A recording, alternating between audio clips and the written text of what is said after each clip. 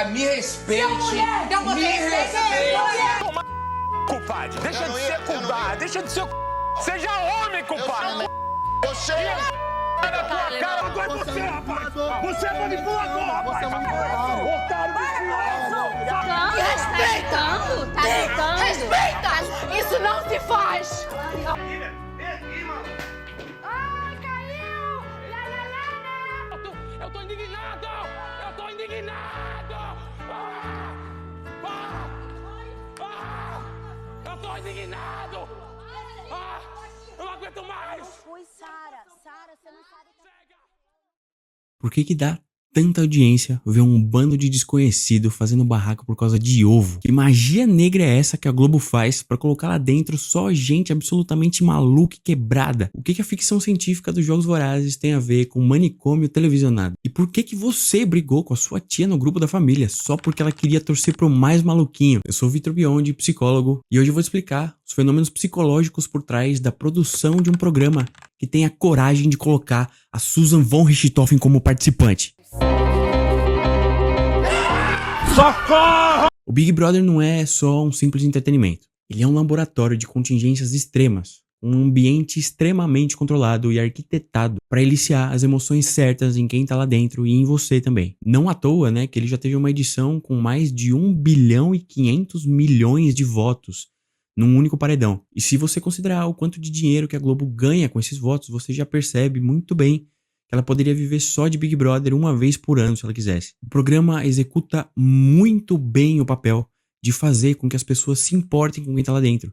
E o que ele faz muito bem também é como ele fragmenta o sistema de recompensa para quem assiste na medida certa, com espaçamento de tempo certo entre uma edição e outra, para que o espectador não se sacie com o estímulo que é oferecido pelo programa. A superfície da dinâmica da casa é bem simples. É um monte de gente confinada, sem acesso ao mundo externo, vigiadas 24 horas por dia, competindo por recursos escassos, poder simbólico e permanência na casa. Mas, psicologicamente, o programa é bem mais complexo do que isso. Lá dentro, um dos primeiros processos do nosso cérebro que entra em colapso é a metacognição. Bem brevemente, a nossa metacognição é a capacidade de pensar sobre o nosso próprio pensamento. É quando você observa como está agindo, como está se sentindo, como está sendo percebido a partir do seu comportamento. É um dos sistemas responsáveis pela nossa habilidade de automonitoramento. A sua metacognição é a responsável por verificar se o seu comportamento está condizente com os seus objetivos. Um exemplo prático é, numa entrevista de emprego, por exemplo. A sua metacognição é responsável por verificar cada passo para que você cumpra os seus objetivos, desde chegar 15 minutos exatamente com antecedência, até a roupa que você veste, até cada palavra que sai minuciosamente medida da sua boca para o entrevistador. Essa função executiva do cérebro explica pra gente por que é tão difícil parecer confiante quando a gente não tá confiante e por que é tão difícil parar de pensar em algo que a gente não quer pensar. Agora imagina colocar esse mesmo processo funcionando 24 horas por dia, sobre vigilância constante, julgamento público, câmera, microfone, o presidente Snowden no bronco geral. Se essa merda inflamar, eu vou arrancar o seu braço. Então, para de brincar com alicate. E uma confusão absurda por várias incoerências narrativas que acontecem o tempo todo. Muito provavelmente você já consegue imaginar a sobrecarga que isso gera. E aí, então, surge mais um conflito para a mente dos participantes. Que, mesmo diante desse processo de automonitoramento infinito, você começa a passar pelo processo de habituação de estímulo, que ocorre quando a gente é exposto a um mesmo estímulo de forma contínua. A tendência para nossa mente é que ele vá nos afetando cada vez menos conforme o tempo e a exposição. Como se já não fosse suficiente passar por tudo isso, depois de todos esses processos estabelecidos na mente dos participantes entrando em colapso apenas pela permanência naquele ambiente, o programa também trabalha de forma ativa para fortalecer as desavenças e assim promover a dissonância cognitiva entre as pessoas, que é um processo de estado de desconforto psicológico produzido por aquilo que é conflitante pra gente. Nós, como espécie, tendemos a reduzir esse mal-estar, adaptando de forma conveniente para as nossas crenças, comportamentos e pensamentos as informações que chegam pra gente, para justificar as nossas próprias ações ou para desvalidar informações externas conflitantes com o que a gente acredita, agindo como uma forma de mecanismo de consistência interna da nossa própria visão de mundo. Eu acho que a dinâmica mais evidente que o programa usa como ferramenta para que isso aconteça é a dinâmica da discórdia. No jogo da discórdia, a galera tem que ficar se elegendo como planta, incoerente, jogo sujo, juiz, jogador e afins. E, sei lá, quanto mais as edições passam, mais o tempo passa, mais o programa dá ênfase nesse tipo de dinâmica e mais ele se esforça para gerar esse tipo de conflito diretamente. Não só conflito, mas, sei lá, isso gera também muito estresse, muito colapso coletivo, formação de panelinha, formação de grupo e a partir disso, principalmente também, o que René Girardi elucida pra gente como a teoria do bode expiatório. Basicamente é barraca que chama, né? Se até dinâmica de RH, que é feita pra isso, para as coisas ficarem menos horríveis dentro da empresa, nunca dá certo, imagina uma sei lá, desculpa. É que pra mim, particularmente, nenhuma dinâmica de RH nunca funcionou em nenhum lugar que eu já trabalhei na minha vida.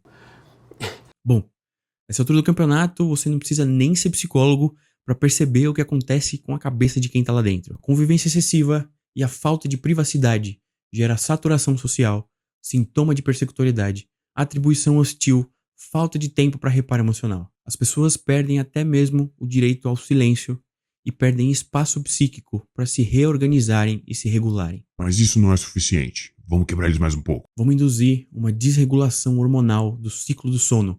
Vamos jogar luz de LED branca na cara deles o tempo todo que eles estiverem acordados, para inibir a produção de melatonina, para os bonecos ficarem ainda mais frustrados e sem um sono equilibrado. Nosso cérebro não consegue simplesmente desligar o processamento de informações em segundo plano. Então, você está num ambiente com tanta sobrecarga sensorial, principalmente visual, de tanta luz, cor, espelho, textura, estímulo visual. É algo que, inevitavelmente, ativa o seu estado de alerta a todo tempo e assim afeta a forma como o seu cérebro processa as informações e como o seu sistema límbico processa suas emoções. Mano, sério, eu queria muito saber se tem algum psicólogo comportamental ou se tem algum neurocientista, sei lá, por trás dos bastidores desse programa. Não é possível. É tudo muito medido, pesado, calculado. É tudo muito certo pra dar errado. Vamos quebrar eles um pouco mais. Vamos tirar eles das próprias rotinas. Vamos deixar eles sem nenhuma função ou previsibilidade e sem saber que horas são. Deixa eles ali fazendo umas tarefinhas de casa, hahaha. Vamos também tirar qualquer hobby ou ocupação útil deles. Bota uma piscina ali, uma academia e tá bom. Quem é que precisa de psicólogo quando você tem piscina em casa, não é mesmo? Mano, vamos fazer mais uma coisa, velho. Não, mano. Vamos dar goró pra eles. De verdade, assim, eu não tô aqui pra ficar falando que eles são um bando de coitados. Até porque cada um deles é adulto e sabia muito bem no que tava se metendo quando entrou lá. Talvez não exatamente, mas sei lá, aquilo ainda é uma casa luxuosa que comporta mordomias que a maioria dos brasileiros nunca vai ter na vida. Mesmo que ao preço da saúde mental de quem tá lá. Mas não é difícil imaginar que uma pessoa exposta a essa condição tão extrema e a esses tipos de estímulo realmente poderia ser diferente se ela estivesse aqui do lado de fora. Realmente poderia apresentar comportamentos diferentes do que ela apresenta lá dentro. Uma coisa que me chama muita atenção, e é uma coisa até que meu amigo Douglas falou pra mim, o quanto esse ambiente pode ser controlado sem que ele tenha que passar por um comitê de ética. Induzir estresse deliberadamente é proibido em experimentos psicológicos de acordo com as regulamentações por comitês de ética. De acordo com a Comissão Nacional de Ética em Pesquisa e o Comitê de Ética em Pesquisa, você só pode induzir estresse em experimentos, coisa que o BBB não é, sobre condições muito rigorosas. A depender do nível de risco.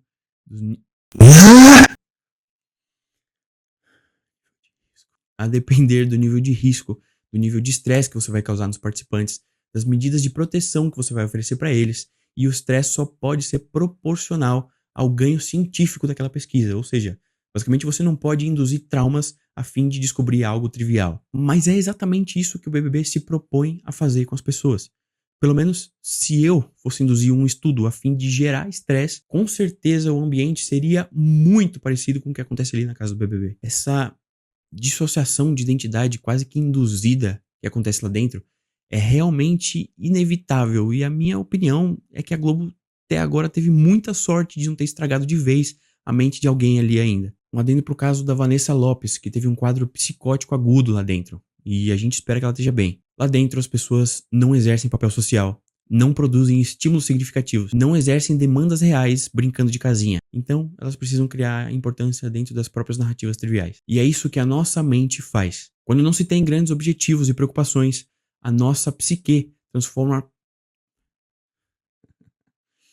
Quando não se tem grandes objetivos e preocupações, a nossa psique transforma pequenas coisas em grandes coisas, a fim de arrecadar significado para a nossa própria narrativa. E antes de eu começar a elaborar por que é tão magnético a gente assistir esse tipo de entretenimento, é muito curioso pensar o quanto que o comportamento das pessoas do programa é similar às respostas obtidas em um experimento chamado Aprisionamento de Stanford, conduzido pelo psicólogo Philip Zimbardo em 1971. Esse experimento buscava responder se o contexto social e o papel assumido pela pessoa teriam mais peso no comportamento humano do que traços individuais da personalidade, ou, se você preferir, basicamente, se pessoas boas têm potencial para se tornarem pessoas más a partir do contexto que elas são inseridas. O ambiente do estudo simulava uma prisão e envolvia encarceramento, humilhação pública, segregação social, privação de sono, punições explícitas e violência psicológica intensa. Foi um experimento tão extremo que ele precisou ser interrompido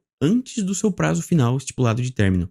Acabou sendo um divisor de águas para a criação de comitês de ética em experimentos psicológicos. Eu vou deixar na descrição um vídeo do Ciência Todo Dia que fala muito bem sobre esse experimento. E, para mim, sei lá, o Big Brother é exatamente isso. Ele é um experimento social que não passa por um comitê de ética. É um Jogos Vorazes da vida real. E quando eu paro para pensar como isso está sendo banalizado como entretenimento, me dá uma sensação muito parecida de quando eu assisti Jogos Vorazes pela primeira vez e eu vi as pessoas comercializando a vida de quem tá lá dentro da arena. E é muito fácil a gente cair nessa mesmo, porque, sei lá, a gente fica vendo aquela casa bonita daquele jeito, a promessa de fama, o prêmio em dinheiro, e é muito fácil glamourizar o sofrimento. Mas o BBB funciona, porque ele terceiriza o caos pro espectador.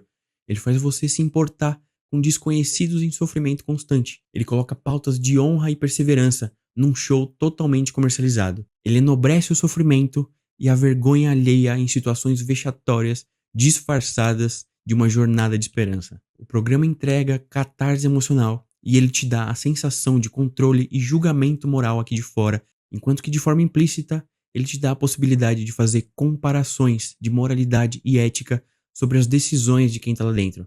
E enquanto ele sofre lá dentro, a gente tem inerentemente a possibilidade de refletir sobre a nossa própria saúde mental e eventualmente sentir que a gente talvez não esteja tão mal assim. O conceito de Schadenfreude, não sei falar alemão, e a teoria da comparação social de Leon Festinger descreve a sensação de sentir prazer no infortúnio alheio, mas não como sadismo, mas como um mecanismo de regulação da nossa autoimagem. A gente possui um impulso inato atrelado à nossa autoavaliação, que está associada a se comparar com pessoas em situações infortunas comparadas às nossas. E não é só o BBB que faz isso com a gente não, tá? A rede social também faz isso com você através do mesmo processo, só que num paralelo oposto. Também alterando a sua percepção de autoimagem e autovalidação quando você vê gente aparentando uma vida muito melhor e muito mais feliz que a sua. Estudos de neuroimagem mostram que existe uma maior ativação no cérebro, na região do corpo estriado e especialmente na do estriado ventral,